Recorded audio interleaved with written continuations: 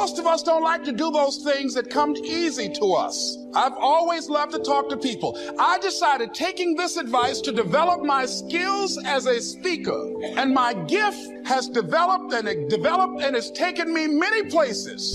You have something that you brought to the universe. And that if you decide that my life deserves my developing this, what I do well, and becoming the best at it, and mastering myself, and seeing what I have within me, if you decide to drop your buckets where you are and develop your gifts, I grant you, you'll never ever be without. I grant you that your gifts will take you places that will literally amaze you.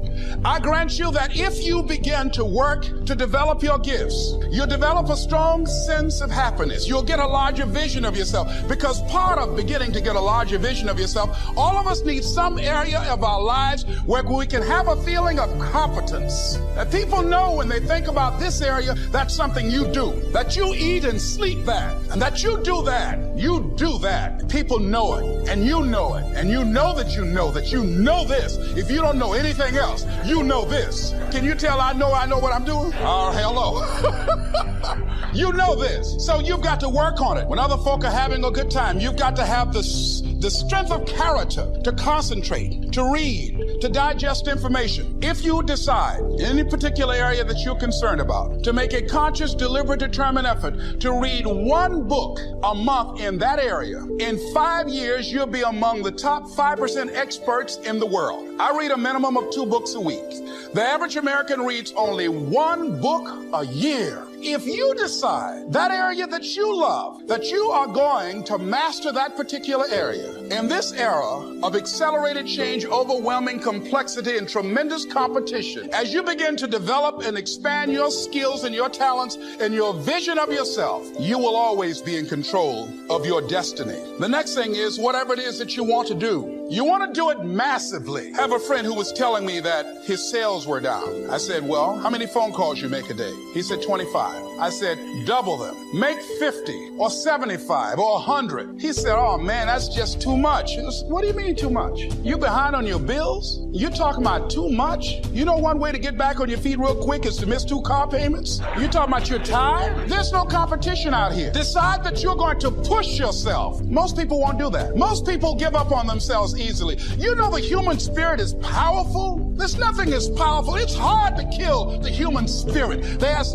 Benjamin Disraeli, a man who became the head of a country at a time when Jews were not allowed out after 10 o'clock. They said, how did you do it? How did you achieve it against such great odds? He said, nothing can resist the will of a people that will stake even their existence on the extent of their purpose for good. That when you have a made-up mind, when you decide that you want to do something, I was reading something the other day, he said, the power to hold on in spite of everything, the power to endure, this is the winner's quality. The hunger, the ability to face defeat again and again without giving up. This is a winner's quality. You have that quality within you. When you're hungry, you don't care about the facts. You don't care about the odds.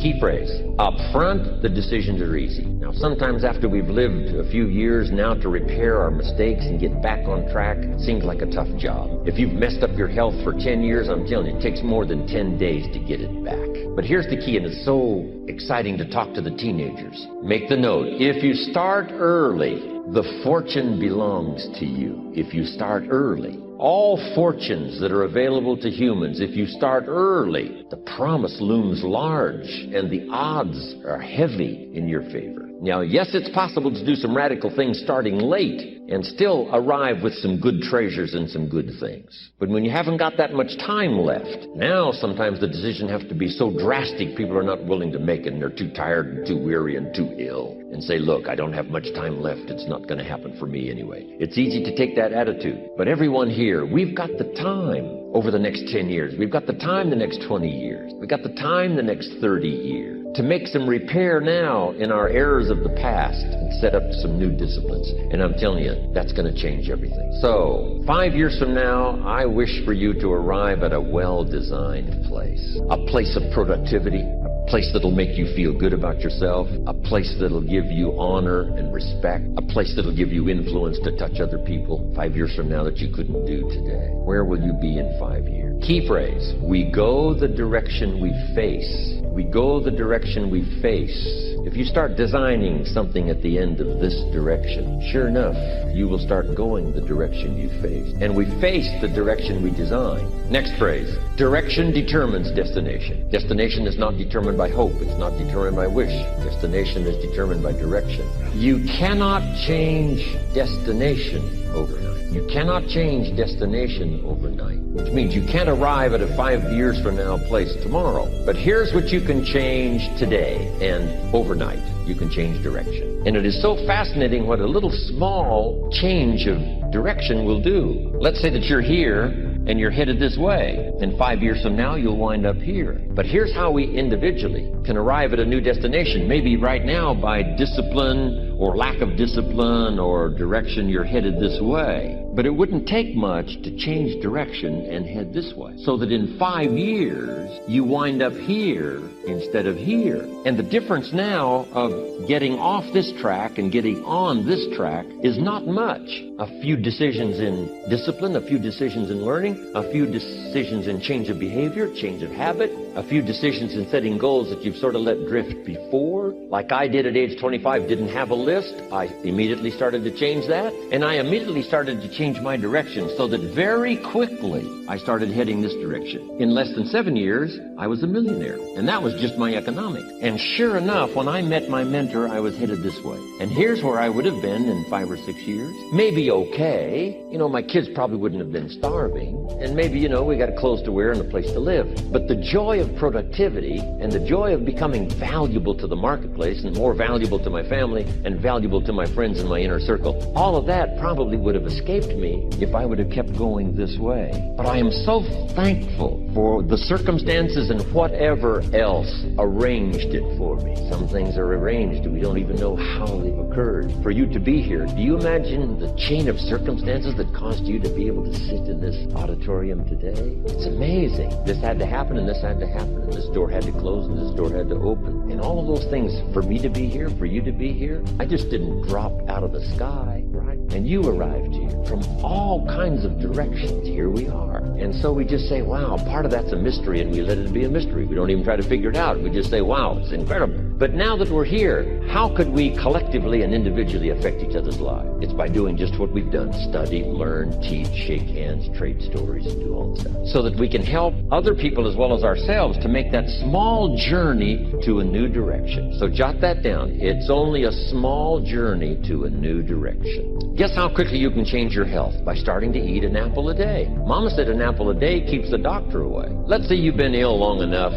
you've had health problems long enough, and you say, that's it, that's over. I'm going to now start a program. You don't have to really revolutionize your whole health life. Just start with an apple a day. You say, well, is it that simple to change your health life? And the answer is yes. The key is just to start. You pick up a book on good health, and you get halfway through the book, and it says, now, dear reader, set this book aside, fall down on the floor, and see how many push-ups you can do. And then it goes on to say, and if you have not done that, why not give this book away? It looks like you're not going to do it. Come on, you don't have to radically do something. You can gain momentum and make changes as you go. Just start. Here's what happens when you start a new direction. Self-esteem starts to accelerate. It doesn't take much for you to feel good about yourself. Just committed to a new direction and you feel good. And an apple a day, committed to finally having a health program that'll make you the healthiest you've ever been in the next 20 years. All you got to do is munch on that first apple. And nobody even has to be around you, and you don't have to announce it to the world. But you munch on that first apple and say, this is the beginning of developing a health program that's going to make me so healthy I'll have the vitality to do whatever I want to do for the next 30 years of my life. Munch, munch,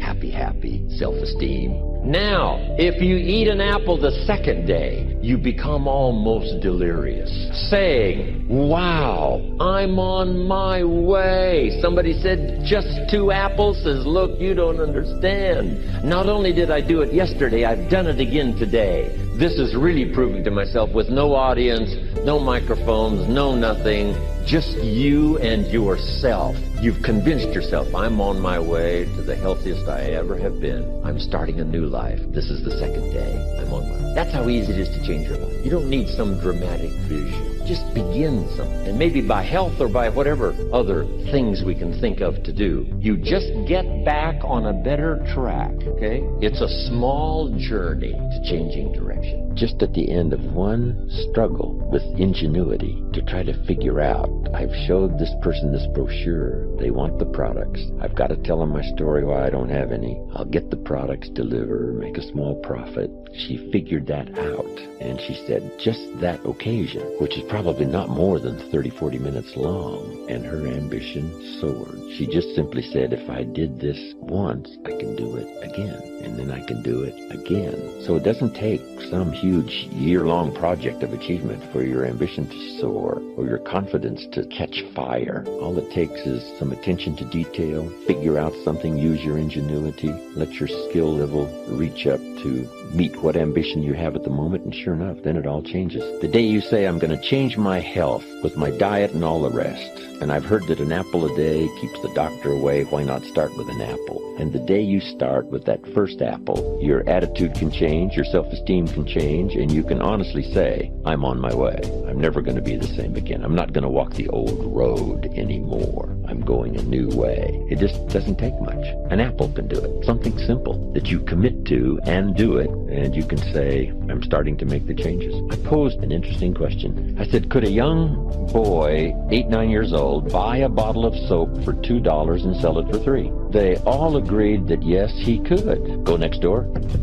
Say, Ms. Brown, I've got this soap. Mom use it. It's the best. She says you'll get great results. It's only $3. And Ms. Brown says, well, Johnny, I've got plenty of soap. And he says, you better let me come in and check. You don't have to teach kids sales, right? I mean, they're automatic salesmen. But they all agreed that a child could take $2 and buy a bottle of soap and then go sell it for $3. Now I said this poses some interesting questions. Here's the first question. Will he do it? Someone says, well, that remains to be seen. Even if he could, the answer is, will he? And that's true for all of us. We all could, but will we? Then I said it poses another question. Should he do it? That's a good debate. So they all agreed that we eliminated whether or not he could and started talking about whether or not he should or whether or not he will, which always remains to be seen. Interesting. It's not a matter of whether or not we can. Average person of average intelligence living in this incredible country can become financially independent in a fairly reasonable amount of time. The question is not whether or not they can. The question is whether or not they will. Then the big question is whether or not they should. And someone says, well, you should if you could, but that doesn't answer everybody's life. It said the sower went out to sow the seed, and sure enough, finally the seed falls on good ground, but some of the good ground produced 30%, some 60%, some 100%. And we say, why is that? Say, well, it seems like that's just the way things are. You say, well, couldn't the ones doing 30%, couldn't they do 100%? Well, maybe they could, but should they or will they? It remains to be seen. Everything after the fact we can always figure out. He could have, but he didn't. We can always figure that out later. He perhaps should have, but he didn't. Someone says, well, sales would never appeal to me, so I couldn't buy a bottle of soap for $2 and sell it for $3. But what if you had to support your family? You said, well, I probably could figure out how to do it if I had to. So it's amazing how little money and how easy the answer is to solving problems, earning money, making money, doing better. Everybody can, but not everybody will. So here's what I called it. The magic and the mystery. The magic is you could start at the bottom and go to the top. The mystery is, why wouldn't everybody do that? That's what the storyteller does most of the time. Leaves so much to our imagination. I wonder why that is. That's good for conversation. What's unique, though, living in our country, there's so much example everywhere of what ambition can do, properly channeled, that it hardly leaves anyone with an excuse not to at least maybe try. Or you certainly have to give up on the fact, know that it can't be done, which is not true. It is possible to start with $1 and become a millionaire. It is possible. It is possible to start with nothing and become something. Make the decision right now to be one of the ones who will. Stand apart from your life as a painter might as he surveys his work of art, and choose the area of your life where you know that you need to walk a new road. Now, if you've got that area in mind, Jim will conclude this session by giving you steps to transformation and bringing together everything he's discussed thus far. He calls it How to Turn Nothing into Something. I've been doing a subject recently. Here's the title of it: How to Turn Nothing into Something. How to turn nothing into something. And here's a little gist of what I've been covering. First, to turn nothing into something, you start with ideas and imagination. Now, it's hard to call ideas and imagination nothing. How tangible are ideas and imagination? It's a bit of a mystery. So you can't really call ideas that can be turned into a hotel, ideas that can be turned into an enterprise, ideas that can be turned into the Salk vaccine, ideas that can be turned into miracle products, ideas. You couldn't really call the idea nothing. It must have some kind of substance. And imagination can't really be nothing. We call it nothing because it isn't tangible. It isn't like a podium. It isn't that real. But it is almost real. So to turn nothing into something, you start with ideas and imagination. Interesting. Ideas that become so powerful in your mind and your consciousness, they seem real to you even before they become tangible. Imagination that is so strong that you can actually see it. You can actually see it. When I built my first home for my family in Idaho all those years ago, before I started construction on this home, I used to take my friends and associates out to the vacant property and take them on a tour through the house. Is that possible? Is it possible to take someone on a tour through an imaginary house? And the answer is yes. I used to say, this is the 3-car garage, and the guy would look and say, yes, this garage will hold 3 cars. Right? I mean, I could really make it real, make it live. I would take them on a tour through the house. Here's the fireplace, and this fireplace is brick on one side and it's stone on the other side. I could make it real. Here's the rest of the house. Here's the kitchen with this view window. And they would look out the window as I took them on this tour. One day I made this house so real, one of my friends bumped his elbow on the fireplace. I mean, it was that real. So imagination, we call it nothing simply because nothing in terms of being tangible, but it is so real, it's almost real. So the first step is to imagine the possibility. Imagine the possibilities. One of the reasons for seminars and sermons and the lyrics from songs and testimonials of others is to give us an idea of the possibilities, to imagine the possibilities. Now here's the second step of turning nothing into something, and that is to believe that what you imagine is possible for you. To believe that what you imagine is possible for you. And we become supported by testimonials that say something like, if I can do it, you can do it. And we start believing that. First, we imagine what's possible. Second, we start to believe that what's possible is possible for us. We might also believe because of our own testimonial. Here's what our testimonial might say. If I did it once, but I could do it again. If it happened for me before, it could very well happen again. So we believe not only the testimonials of others who say, if I can do it, you can do it. If I can change, you can change. If I can start with nothing, you can start with nothing. If I can turn it all around, you can turn it all around. Then we also have the support of our own testimonial. If we've accomplished something before, if we did it once, we can do it again. If we did it last year, we could do it this year. So those two things are very powerful. Now, they're not actual substance, although they're very close. One is to imagine the possibilities. Two is to imagine that what's possible is possible for you. Here's what we call that second step, faith to believe. In fact, one writer said this: faith is substance. An interesting word, that the powerful ability to believe in the possibilities that are possible for you. If you have faith to believe, that faith is substance. Substance meaning a piece of the real. Now, it's not the real, it's not the podium, but it is so powerful that it's so close to being real. So the writer said the faith is a piece of, the substance of, and then he called it evidence, substance and evidence. So it's difficult to call substance and evidence nothing. It is nothing in the sense that it can't be seen except with the inner eye. You can't get a hold of it because it isn't yet tangible. But it is possible to turn nothing, especially ideas and imagination. Now, if you believe that it's possible for you, that substance and evidence becomes so powerful that it now can be turned into reality. So the first step is to imagine what's possible. Second step, to believe. that what's possible is possible for you. Now here's the third step, and that is to go to work and make it real. You go to work and make it a podium. You go to work and make it a hotel. You go to work and make it an enterprise. You go to work and make it good health. You go to work and make it an association. You go to work and make it a good marriage.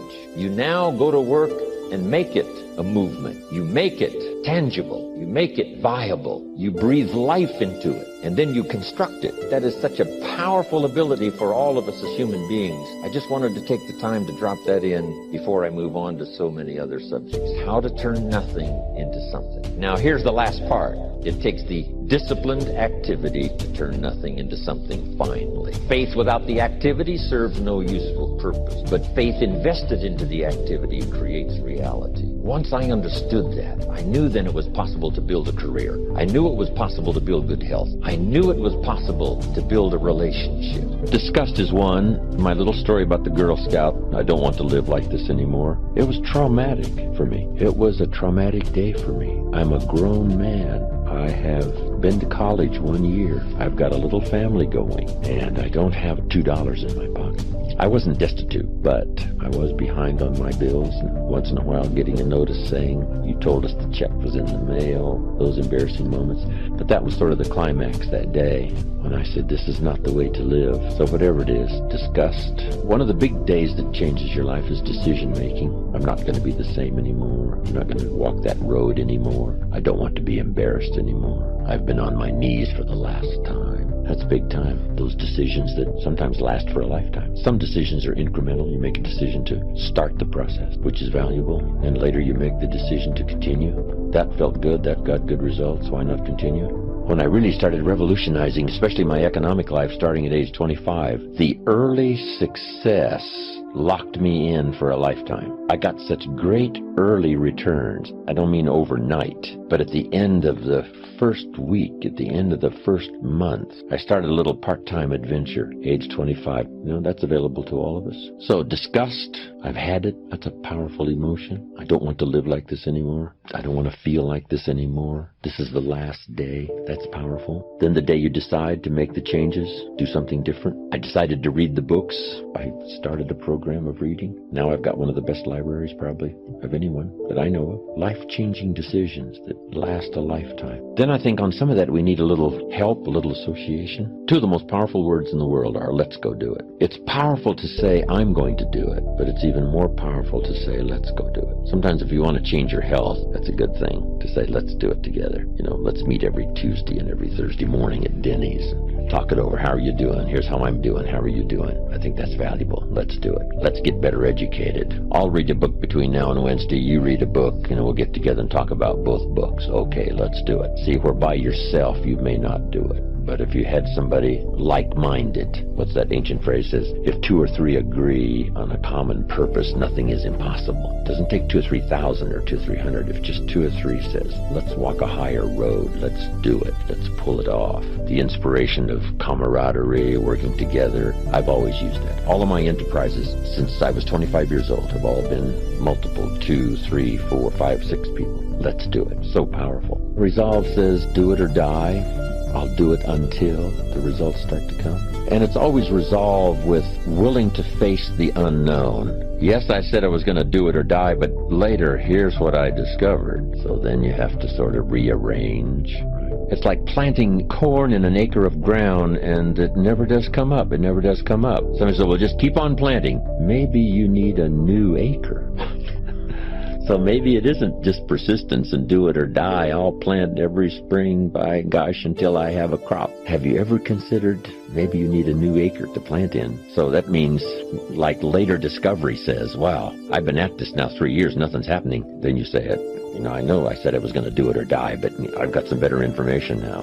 I need to go a new road, try a new acre. Some of the philosophies that changed my life forever. Here's the first one. Profits are better than wages. Once I understood that, I got rich. Profits are better than wages. Nobody taught me that in high school. I went to college for 1.5 years. I never heard it. I'm 25 and broke. I'm not destitute. I'm broke. Too much month at the end of the money. It's broke. And I finally hear this philosophy: profits are better than wages. Now here's the phrase that goes with it. Wages make you a living, which is fine. Profits make you a fortune, which is super fine. And you can live both fine and super fine. You've now got the mechanism and the ways and means to do that. Profits are better than wages. Guess what? I taught this in Moscow when I was teaching capitalism. You know, the communists had it all wrong. They taught that capitalism was, a big company that oppresses its workers. I mean, it was absolutely ridiculous. They had mentally lost it when they came up with this ridiculous philosophy. Communism taught capital belongs to the state, not the people. And we taught all these years what? Capital belongs in the hands of the people, not the state. That's why, of course, kids should pay taxes, because they can be capitalists, and all capitalists should pay taxes. And it doesn't take much to start an enterprise that makes a profit.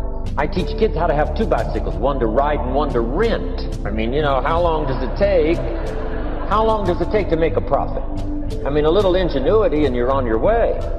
So profits are better than wages. Capitalism better than communism. Communism said people are too dumb and stupid to know what to do with capital. So you must take capital away from all the dumb, stupid people and give it to the all-wise, all-knowing state. And let the state run everything. I mean, that was communism. And they devastated every country they touched. I've been to East Germany. It's taking $1 trillion just to clean up East Germany. They've already spent $500 billion. They got $500 billion more to go. I mean, every country they touched, and I've been in all of them, they devastated them all with their devastating philosophy. We teach capital belongs in the hands of the people. That's where the ingenuity is to bring goods and services to the marketplace.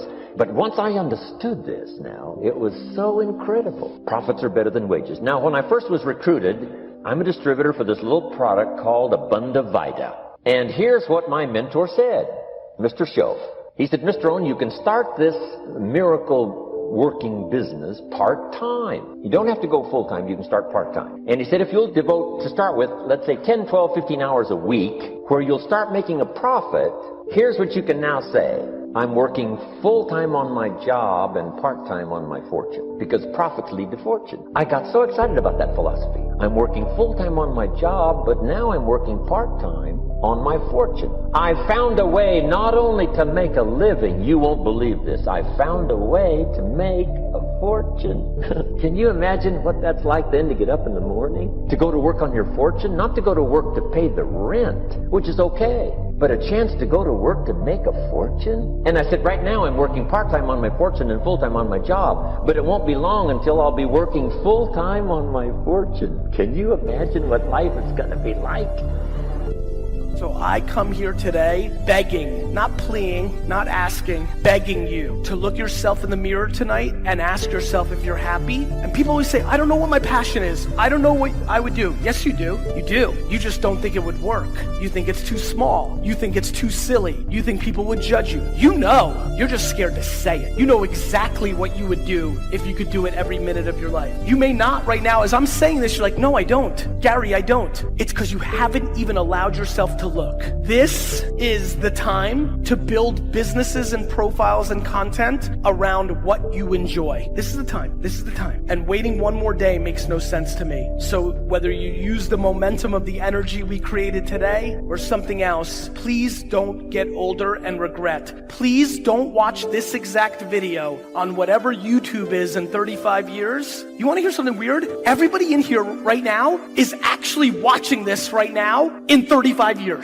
Everybody here right now is actually going to watch this exact talk on video on the internet in 35 years. And I'm going to ask you, did you fuck up or no? I mean it. I mean it, because what I'm interested in is, did you understand what I was saying here today and do something about it? Or do you do what so many people do? Do you know what I watch every day? I watch people see a video clip of mine on Instagram or YouTube or Facebook or what have you, leave a comment that was the clip that was changed their life, right? It feels very nice. Oh my God, this just changed my life. I'm going to do it. But I'm weird. You know what I do? I follow them.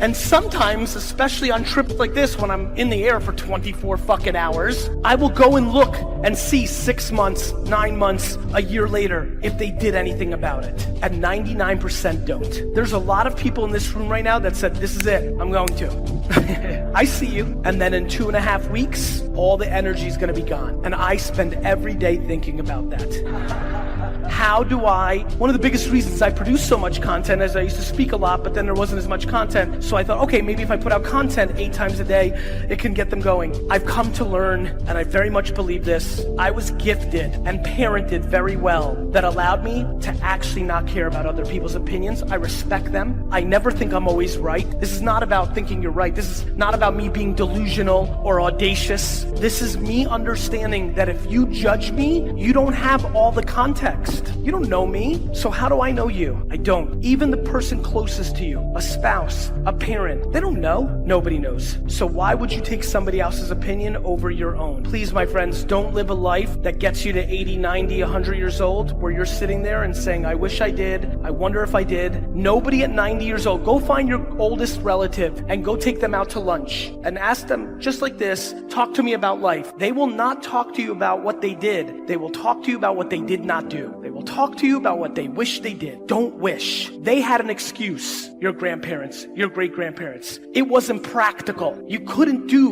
what we can do. This didn't exist. This did not exist. Please take advantage. Please take advantage of this existing. This is the greatest era to be alive. It is. There's plenty going on in the world, plenty going on in my country, plenty going on in the world. But when you look at the macro data, this is the greatest time to be alive. And you happen to be living in a great place for my thesis. You live in a place where this country lives its life here. And the cost for you to enter it and do something for yourself and your family, $0. I do not want to hear that you don't have money. I don't want to hear that somebody else is further along, because nobody else's life matters. This is an inside game. Inside. Start making content. Start talking to the world about what you either like or you know. Do it every day. Close your eyes for 5 years. Not how are you doing in 5 days. Not how you're doing in 5 months. 5 years. I come back here in 5 years, or I see you in an airport in 5 years, and you say, every day I made 5 pieces of content and I went nowhere, I would say 2 things. Number 1,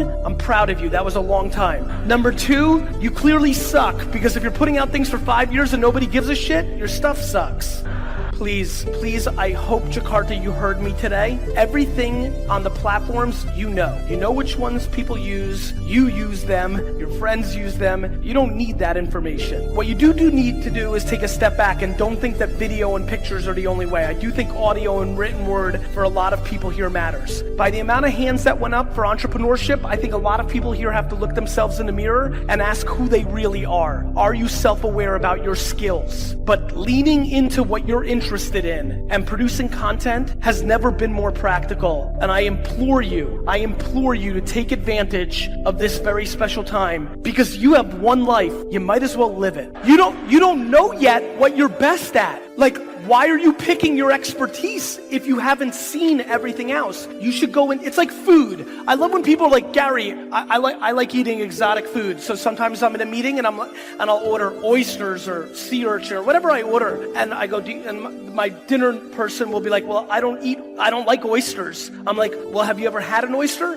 No. And that's how I think about this. You need to understand ads and media and ads and creative and Spotify and Instagram and LinkedIn. You have to taste everything. You may think Instagram is delicious until you actually taste LinkedIn. You need to be a generalist first, then you can tell me what you're an expert in. So for me, when I look at investing, there's only 2 things I care about. 1, do I generally believe in the idea or the concept? And then 2, and more importantly, do I believe in her or him and they're capable to drive it? I've lost a lot of money as an investor in the last 10 years, 15 years, when I loved the idea so much and I could figure out what I would do with it, but the person running the business wasn't capable. And I learned from that. So now it's 51% you, 49% the idea or the concept. That's what I look for. But I think more importantly, because I want you to be successful, you need to find what startups here need to do, or businesses here. You have to find investors investors who are most likely to invest in you. I see so many people wanting to get money from the cool VC or a bank, and they're never gonna get it. You need to find the investor that's gonna invest in you. And a lot of times that's somebody that did what you did before and they understand it. So as a startup, look for investors that are most likely to invest in you. The best financial decision I ever made was never spending more money than I had. And what I mean by that, Ben, and I appreciate the reaction because that means it's a very smart crowd. I am fascinated that people buy things they can't afford to impress people they don't like. Yeah, man, like from a practical standpoint, right? Back to your question, I think being aggressive is important. When I met Mark Zuckerberg for a drink many years ago, it took me 2 seconds, and I mean 2 seconds, and I knew he was gonna win. And so when I went home and had an opportunity a year later to buy stock from his parents, right? I took 90% of the money that I had saved in the bank and I invested it, right? And that was a great decision, obviously, for me. But I didn't take 200%. I didn't go borrow money, things of that nature. I took a risk, but it was a risk I could afford. Here's why. If I was wrong and it went to zero, all that would have meant was I couldn't eat as fancy or maybe go as fancy on a vacation. But it didn't mean I was going out of business. And too many people here take big risks that they can't afford without thinking about what happens when you go to zero. I'm very aggressive and I do a lot, but I never take myself below zero. I'm willing to go to zero because I'm not fancy. I don't need stuff, but I'm never willing to go below zero. Keep that in mind. Every time I walk out on the stage, what the moment means for me is just like when I met Oprah and I was like, God, you're still with me, man. Every time I walk out on the stage, because I didn't choose this. This chose me. God chose it. God orchestrated and architected. And so when I meet a person and they're like, man, Ink, I really appreciate your video. I saw the Tennessee video. I'm like, God, you're still with me, man. When I see somebody in the airport, they're like, man, can my kid take a picture with you? Can you sign this? I'm like, God, you're still with me, man. And so my question to us is this. Every single day in every aspect of our lives and the things we're privileged to do and the people we're connected to, when the situation or the moment does not go out, because we all know what to do when it goes right. But when God says no, who will you be? But most importantly, who's watching you and who can be blessed by the opposition, the adversity, and the challenge that you're facing? I firmly believe this wasn't for me. This moment was for my father and the countless others that have came to Christ as a result of it. And every day of the week, thank you, every day of the week, I think we're tasked to make this world a better place, right? In life, people don't burn out because of what they do. People burn out because life makes them forget why they do it. Let's never forget why we exist and why we do what we do every single day. Let's never take this thing for granted and think that alarm clock wakes us up. We know who's the Alpha and the Omega. Let's represent him bold, courageous, and proud. May you bow your heads and I'm going to close us out with prayer. Most incredible, most gracious God, we come to you as a body, humbling ourselves in your presence.